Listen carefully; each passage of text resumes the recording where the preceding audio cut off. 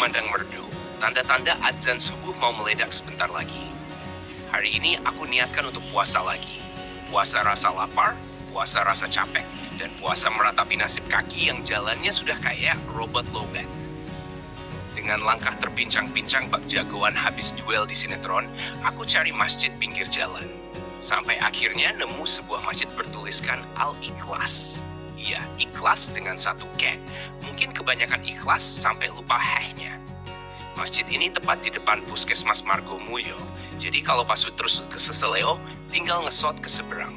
Sholat subuh dengan khusyuk meski kaki protes. Lanjut wirid sambil berzikir. Semoga duri di kakiku juga ikutan insaf dan keluar sendiri. Tapi kenyataannya, duri kecil ini keras kepala, nggak mau keluar. Akhirnya, kupaksa robek kulit telapak kaki pakai tangan sendiri. Ternyata durinya sudah masuk ke level deep, bonus gembung berair pula. Alhamdulillah sensasinya kayak minum es dawet tapi di kaki. Anak-anak sekolah mulai berseliweran di jalan, bawa tas gede kayak mau pindahan rumah. Aku kembali berjalan, kaki diseret-seret, semangat tinggal separuh kayak nasi goreng tanpa nasi. Jalanan sepi, melewati pemukiman, pasar, lalu hutan. Di depan, gapura besar bertuliskan, "Selamat datang di Kabupaten Ngawi." Dalam hati bergumam, wah perjalanan makin seru ini.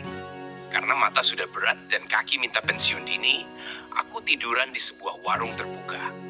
Warungnya udah kayak rumah hantu, sunyi, sepi, berdebu. Nggak lama, dua orang entah sales atau makhluk senasib ikut-ikutan rebahan di warung sebelah. Kami bertiga seperti korban iklan Indomie satu perjalanan sejuta cerita. Setelah recharge ala kadarnya, aku lanjut berjalan.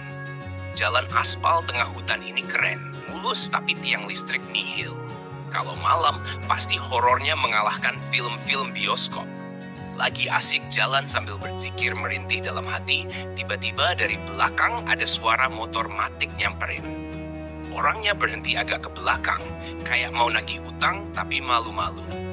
"Assalamualaikum, mohon diterima ya," katanya sambil nyodorin uang P10.000 dengan wajah nunduk, kayak abis ketahuan nyontek. Aku senyum tipis, jawab, "Waalaikumsalam," sambil mikir, waduh, ini kok dikasih uang, bukan nasi bungkus? Dalam lelaku ngedan ini, uang tuh harus disedekahin lagi, bukannya buat jajan. Yang boleh diterima cuma makanan atau minuman. Jadi dikasih uang malah bikin aku kikuk sendiri, sambil nahan tawa dalam hati. Halah, malah tambah PR. Berjam-jam aku berjalan, semakin dalam ke tengah hutan, semakin dalam juga rasa ngilu di kaki. Matahari makin sadis, panasnya kayak oven pizza. Haus dan lapar mulai berkomplot menyerang. Di kejauhan ada jalanan menurun panjang. Kakiku yang sudah kram setengah-setengah dipaksa ngerem manual.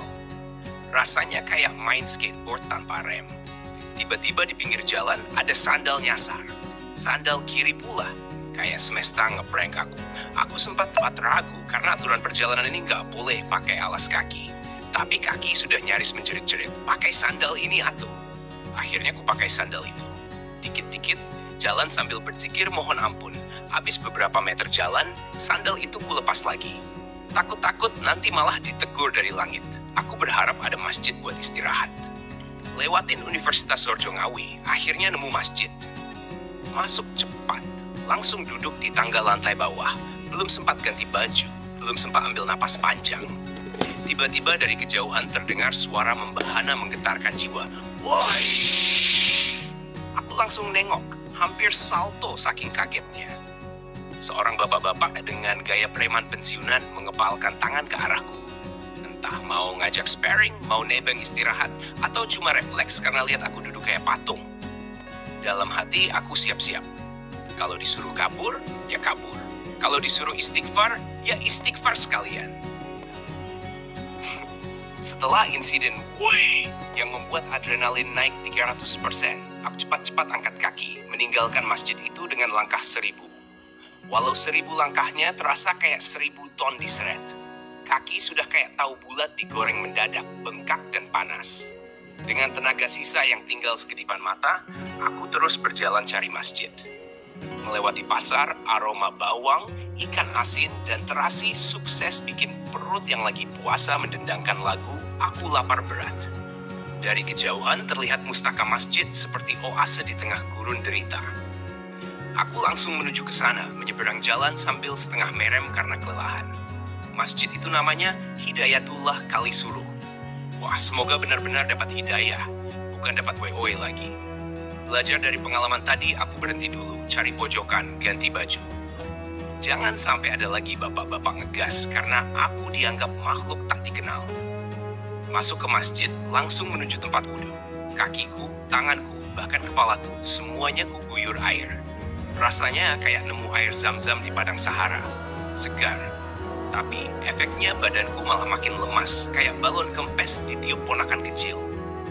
Aku rebahan di teras mushola, setengah hidup setengah kenangan. Uang 10.000 yang tadi dikasih orang matik, langsung kumasukkan ke kotak amal. Alhamdulillah, tugas kecil beres. Tak lama, azan zuhur berkumandang. Dengan tenaga sisa, bagaikan baterai HP 1%, aku berdiri ikut sholat berjamaah. Di tengah-tengah sholat, tubuhku makin berat, kayak nempelin beban karung beras di pundak. Mau bangun dari sujud, rasanya kayak mau angkat lemari besi. Pas hampir menyerah, aku melirik ke sebelah. Ada kakek-kakek, sholat duduk, tubuhnya kecil renta, tapi tetap tekun. Aku langsung merasa ditampar secara spiritual. Masa aku, yang masih muda, kalah sama kakek yang kelihatan kayak tinggal napas 2,5. Waduh, malu aku. Ya Allah, batinku. Langsung memaksa diri bangun dari sujud, meski rasanya kayak narik mobil truk. Sholat selesai, wirid juga selesai. Aku langsung roboh kayak domino disapu angin. Badan terasa panas dingin. Mau puasa kok, rasanya sudah kayak ujian nasional versi fisik.